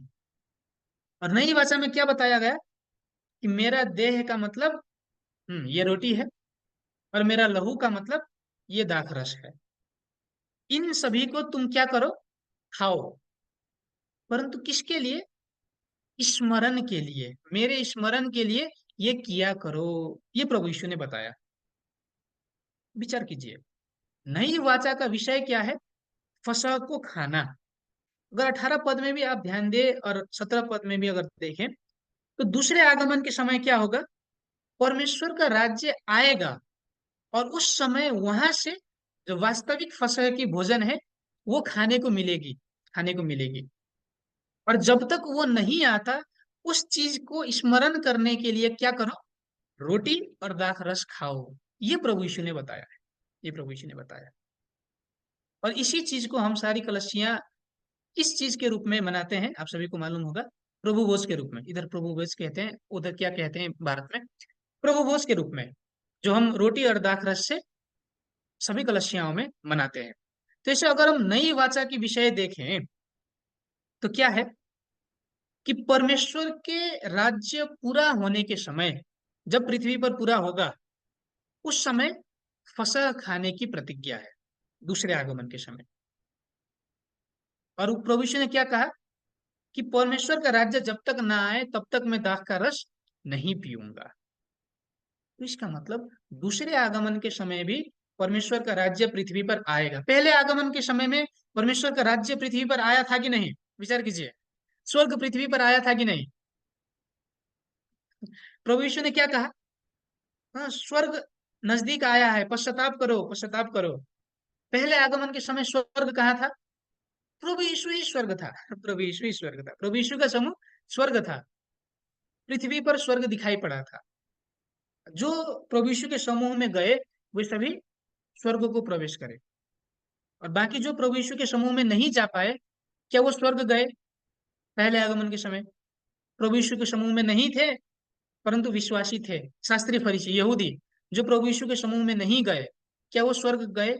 आत्मिक रूप से भी अगर हम देखें, आत्मिक संसार के स्वर्ग में नहीं। नहीं। तो पृथ्वी पर भी स्वर्ग दिखाई पड़ता है, और उस समय पृथ्वी के स्वर्ग में वहां से फसह का भोजन खाने को मिलता है। तो इस चीज को आज तक हम सभी क्या कर रहे हैं कि दाख रस और रोटी के माध्यम से मनाते आ रहे हैं। किस चीज के लिए? स्मरण के लिए, स्मरण, ताकि हमें याद रहे कि दूसरे आगमन के समय फसह खाया जाएगा, रोटी और दाख रस आएगा, उसे हमें खाना है। परंतु जब तक वास्तविकता नहीं आती है, तब तक क्या करना आवश्यक है? छाया को, नकल को, प्रतिबिंब को पालन करना आवश्यक है। विचार कीजिए, पुराने नियम के समय भी क्या भौतिक मेमने के मांस खा करके निस्तार हुआ जा सकता था, जीवन प्राप्त किया जा सकता था भौतिक मेमने को खा करके? नहीं। परमेश्वर आत्मिक बात बताना चाह रहा था। परंतु जब तक पूरा नहीं हुआ था, जब तक भविष्यवाणी पूरी नहीं हुई थी, तब तक क्या करना आवश्यक था? भौतिक रूप से मेमने को काटकर खाना आवश्यक था। परंतु जब भविष्यवाणी पूरी हुई, आत्मिक मेमना दिखाई पड़ा, आत्मिक लहू और मांस दिखाई पड़ा, क्या करना आवश्यक था? भौतिक को खाना कि आत्मिक को खा करके जीवन प्राप्त करना? आत्मिक, आत्मिक को खाना। वैसे ही आज 2000 वर्ष तक हम सभी भौतिक रूप से रोटी और दाखरस खाते आ रहे हैं। प्रभु यीशु ने यही बताया है, और मैं ये नहीं कह रहा कि यह गलत बात है। परंतु नए नियम में अगर हम देखें, नई वाचा में देखें, तो क्या कहा जा रहा है, हमें मनाना क्या है, फसह मनाना है, फसह खाने की प्रतिज्ञा है। और जब हम कहते हैं कि हम रोटी और दाख रस भौतिक खा करके हमने फसह मनाया है, तो ये बात उचित नहीं, उचित नहीं। कारण क्यों, जीवन भौतिक चीज खा करके जीवन प्राप्त की जा सकती है, भौतिक चीज, किसी भी रोटी को खा करके या फिर किसी भी भौतिक चीज को खा करके जीवन प्राप्त किया जा सकता है, आत्मिक जीवन? नहीं, नहीं। प्रभु यीशु ने भी वही बताया है, मेरे स्मरण में ये किया करो, स्मरण में किया करो, ताकि जब वास्तविक फसह आए, जब परमेश्वर का राज्य पूरा हो, उस समय वहां से वास्तविक फसह का भोजन खाओ। इसके लिए अब विचार कीजिए, इसके लिए भी दूसरे आगमन के समय भी क्या होना आवश्यक है, तीन प्रकार के लोग दिखाई पड़ना आवश्यक है। बंदी बनने वाले लोग दिखाई पड़ना आवश्यक है, बंदी बनाने वाले दिखाई पड़ना आवश्यक है, और वहां से छुटकारा देने वाले लोग दिखाई पड़ना आवश्यक है। और छुटकारा देते समय मेमने का लहू और मांस खा करके वहां से निकलना आवश्यक है। यही प्रतिज्ञा है, पहले आगमन के समय भी यही हुआ और दूसरे आगमन के समय भी यही होगा। यदि आप सभी को मालूम हो, पिछले कक्षाओं में हमने सीखा था कि परमेश्वर ने दूसरे आगमन के समय दीपक के रूप में किनको प्रयोग किया, याद है आप सभी को, हमने जब दीपक सीखा था, सात दूतों को, सात दूतों को खड़ा किया। परंतु ये दूत बाद में क्या करते हैं, प्रभु यीशु को विद्रोह करते हैं, वचन को त्याग देते हैं, वचन को त्याग देते हैं। हम बाद में प्रकाशित वाक्य की पुस्तक में सीखेंगे। तो ऐसे जब इन्होंने वचनों को त्यागा, तो आत्मिक रूप से अगर हम कहें, तो जो हम क्रिश्चियन विश्वासी जन हैं, क्रिश्चियन धार्मिक संसार आज आत्मिक रूप से बंदी बना हुआ है। बंदी कैसे, क्या हम सभी को किसी ने बंद करके क्रिश्चियनों को ले जा करके जेल में रखा है, वो बंदी की बात नहीं है। आत्मिक रूप से बाइबल के विषय में वचनों को तोड़ मड़ोड़ करके अपनी व्याख्याओं से, झूठे वचनों से बंदी बना करके रखा गया है, ये बात है दूसरे आगमन के समय भी। और वो कौन है, झूठे घोटाले, झूठे घोटाले जो हमने देखा था, सात सिर दस सिंह के पशु है, इसकी वास्तविकता हम बाद में भी देखेंगे। आसान भाषा में अगर हम कहें, तो जो आज परमेश्वर के चुने हुए लोग हैं, क्रिश्चियन विश्वासी हैं, वे झूठे वचनों के माध्यम से बंदी बने हुए हैं, वास्तविकता मालूम नहीं है, भविष्यवाणी के विषय में, भविष्यवाणी के विषय में परमेश्वर फिर से क्या करेगा। एक बार पढ़कर देखें, प्रकाशित वाक्य 18 अध्याय में जाकर अगर हम देखें, तो सभी जातियां व्यभिचार के भयानक मदिरा के कारण गिर गई हैं, ये बताया जा रहा है। एक बार हम शायद यह नहीं है, पढ़िएगा आप सभी, प्रकाशित वाक्य की पुस्तक 18 अध्याय 2 और 3 पद। दूसरे आगमन के समय अगर हम देखें, तो सब जातियां, सारी जातियां व्यभिचार का मदिरा पान करके भ्रष्ट हुई है, नष्ट हुई है, ये बात है।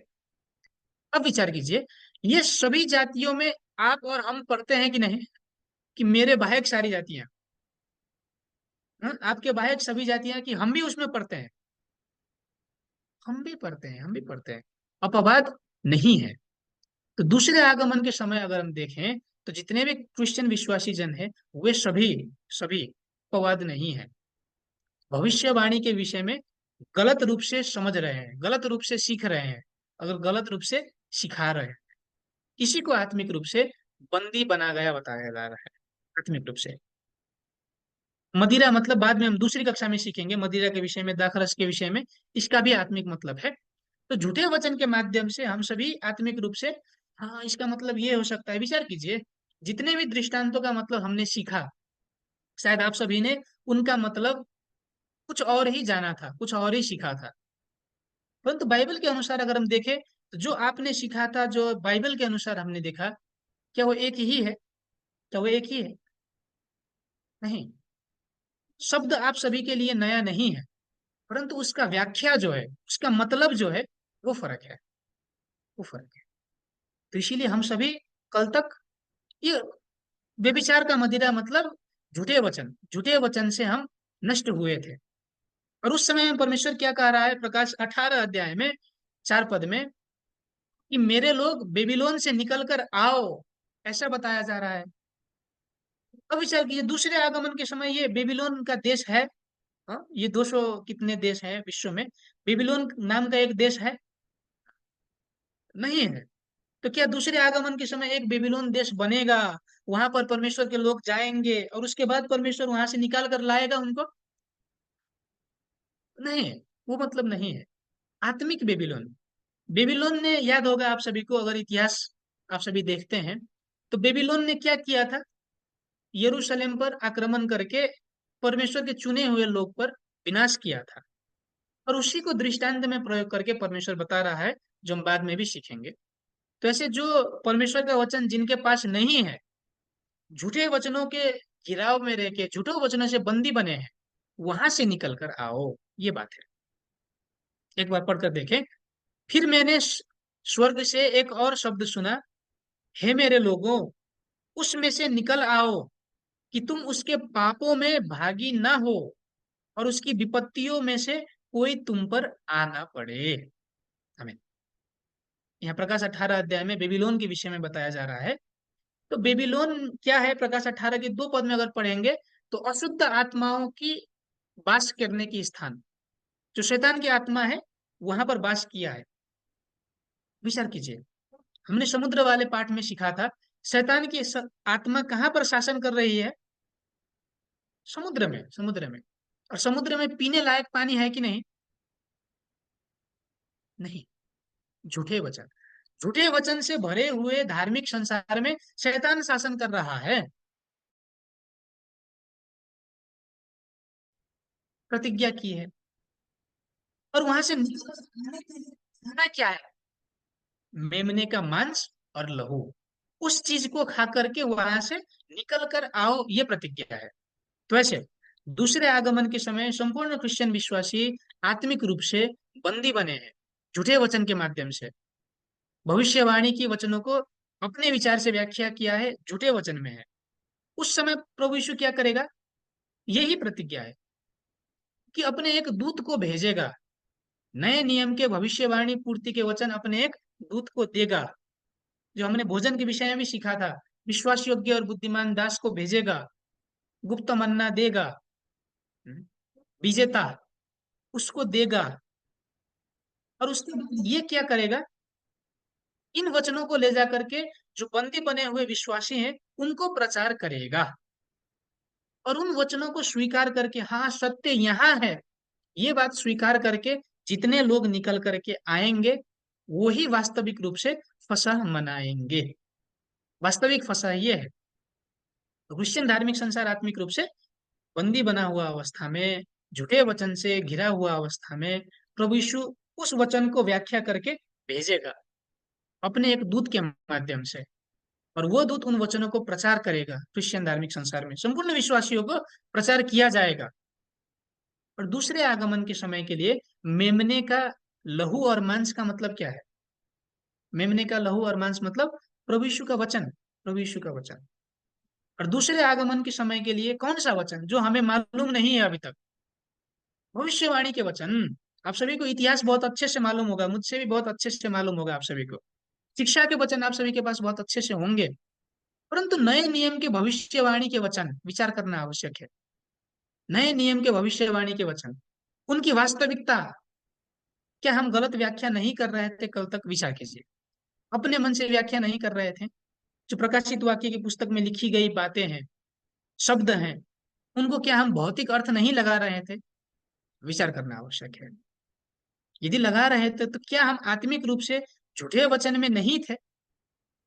विचार करना आवश्यक है। आत्मिक रूप से हम बंदी नहीं बने थे उस समय? ये वचन जो यहाँ से आप सभी प्राप्त कर रहे हैं, ये नए नियम के भविष्यवाणी पूर्ति के वचन है। इसका मतलब ये, इसका मतलब ये, इसका मतलब ये, मुझे कैसे मालूम हुआ? मैंने जान करके आप सभी को सिखाया भी नहीं, पढ़ करके रिसर्च करके सिखाया भी नहीं।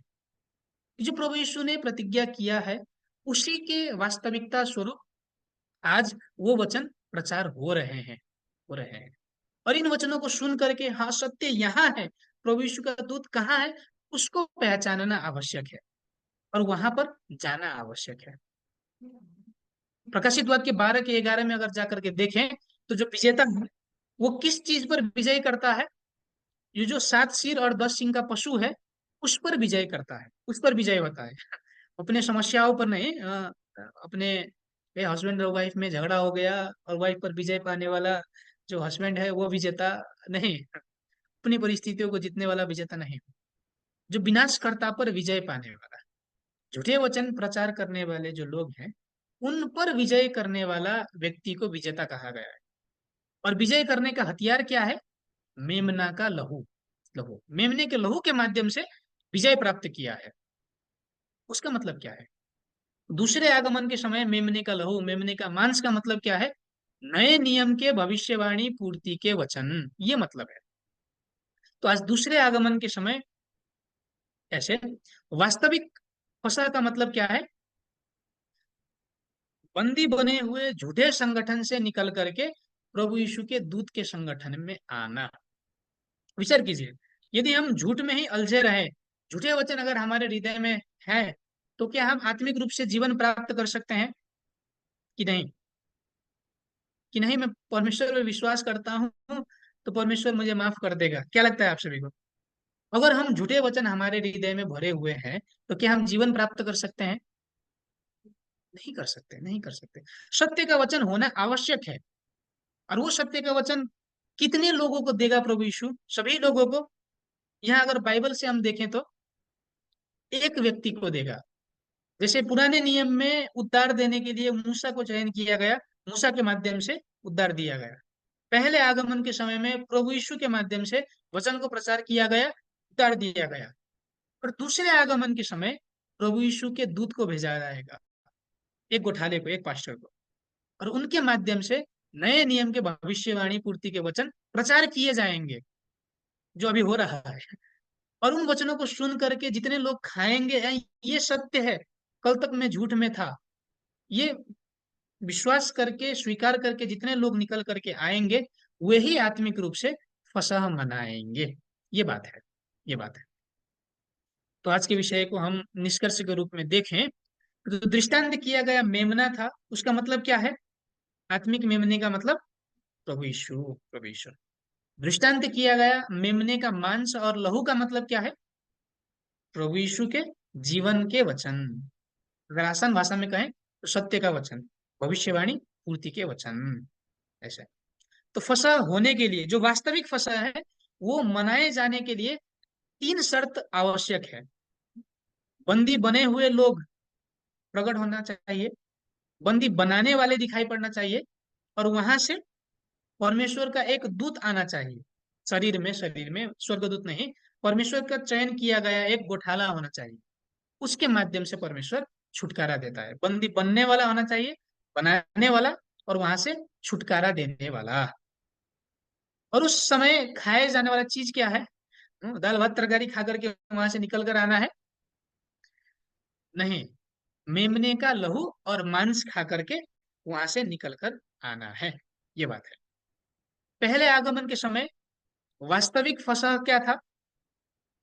भौतिक इजरायली शास्त्री फरीसी के समूह से निकलकर प्रभु यीशु के समूह में आना, ये जितनों ने किया उन सभी ने वास्तविक फसह को मनाया।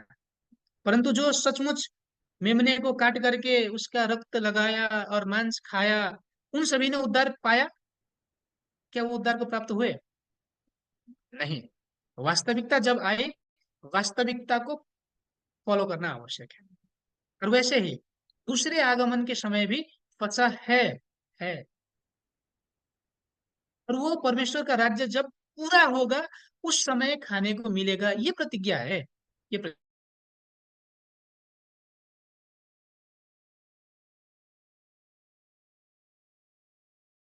ओ,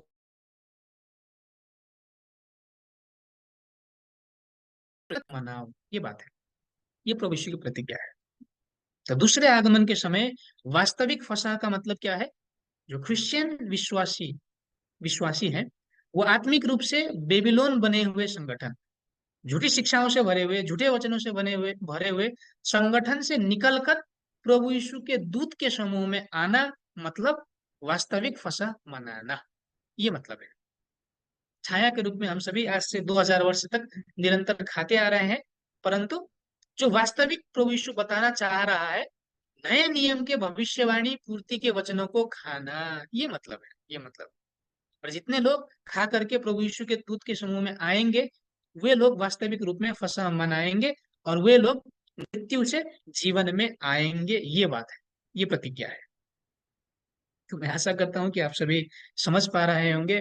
मैं समझ सकता हूँ कि आप सभी के लिए बहुत नया भी है, और बहुत थोड़ा मुश्किल भी हो रहा होगा, परंतु आप सभी खुले हृदय से इन सारे वचनों को पुनः बाइबल में देख करके जांच कीजिए कि यही है कि नहीं। जो प्रभु यीशु ने दिया था वो भी करना आवश्यक है, परंतु कब तक, ये महत्वपूर्ण बात है। पुराने नियम में भी, मूसा की व्यवस्था में भी जितनी भी चीज थी वो सारी पालन करने को आवश्यक था, परंतु कब तक? जब तक वास्तविकता प्रकट नहीं होती तब तक। जब वास्तविकता प्रकट हुई, वास्तविकता के अनुसार करना आवश्यक था। वैसे ही हम भी आज तक नए नियम के भविष्यवाणी के अनुसार, नए नियम के पर्व के अनुसार चलते आ रहे हैं। कब तक वो करना आवश्यक है? जब तक वास्तविकता प्रकट ना हो तब तक। परंतु जब वास्तविकता प्रकट हो, जब सचमुच दाखरस दिखाई पड़े आत्मिक, जब सचमुच रोटी दिखाई पड़े आत्मिक, जब सचमुच मेमना का रक्त और मांस दिखाई पड़े आत्मिक, उस समय क्या करना आवश्यक है? आत्मिक खा करके जीवन प्राप्त करना आवश्यक है। ये बात है, ये बात है। तो इसीलिए इन चीज को प्रभु यीशु ने क्यों मनाते रहो, स्मरण करते रहो कहा, ताकि याद आए। हाँ, रोटी और दाखरस खाना है, मेमने का रक्त और मांस खाना है। इस चीज को याद करने के लिए, खाने के लिए, कि जब वो आए तब खाओ, इसके लिए। दूसरे आगमन के समय वो प्रकट होगा, नए नियम के भविष्यवाणी पूर्ति के वचन आएंगे, और उस समय हमें उसको खाना है, और झूठ के संगठन से निकलकर सत्य के संगठन में जाना है। विचार कीजिए, वो भौतिक इसराइलियों ने क्या किया? हाँ, मांस खाया, दीवार पर, दरवाजे पर लहू को लगाया, और वहीं पर बैठे रहे कि वहां से निकल कर भागे। क्या किया? निकले, निकले, निकले, निकल कर भागे। पहले आगमन के समय भी झूठ के संगठन प्रभु यीशु के वचन को सुना है, वचन तो बहुत अच्छा है, परंतु झूठे वचन के संगठन में ही रहे, तो क्या उन्होंने उद्धार प्राप्त किया? प्रभु यीशु के समूह में नहीं आए, क्या उन्होंने उद्धार प्राप्त किया? नहीं किया। तो दूसरे आगमन के समय क्या ऐसा होगा कि नहीं, कि हमारे लिए योग्यताएं भिन्न होंगी? इस प्रकार से परमेश्वर हमको नहीं करेगा, हमसे बहुत प्रेम करता है। नहीं, वो योग्यताएं हम पर भी लागू होगी। तो इसीलिए दूसरे आगमन के समय भी जब मेमने का रक्त और मांस दिखाई पड़े, लहू और मांस दिखाई पड़े, उसे खाना आवश्यक है, फास्ट फास्ट, बहुत जल्दी जल्दी खाना आवश्यक है। और खा करके झूठ के संगठन से निकलकर सत्य के संगठन में आना आवश्यक है, तभी जीवन प्राप्त हो सकता है, और वही वास्तविक फसह है। प्रभु वच, वास्तविक प्रभु वच वो है। चलिए, आज के वचनों को यहाँ तक रखते हुए प्रभु के द्वारा सिखाए गए प्रार्थना से हम अंत करेंगे। हाम्रा पिता स्वर्गमा हुनुहुन्छ, तपाईँको नाम पवित्र होस्, तपाईँको राज्य आओस्, तपाईँको इच्छा स्वर्गमा पुरा भए जस्तै यस पृथ्वीमा पुरा भएको होस्। हामीलाई आज हाम्रो दैनिक भोजन दिनुहोस्, हाम्रा अपराध क्षमा गर्नुहोस् जसरी हामीले आफ्ना अपराधीहरूलाई क्षमा गरेका छौँ। हामीलाई परीक्षामा पर्न नदिनुहोस् तर दुष्टबाट छुटाउनुहोस्, किनभने राज्य, पराक्रम र महिमा सदा सर्वदा तपाईँकै हुन्। आमीन। परमेश्वर को महिमा के रूप में हम ताली चढ़ाएंगे। जब से आप सभी आराम कीजिएगा, हम दूसरी कक्षा में भेंट करेंगे।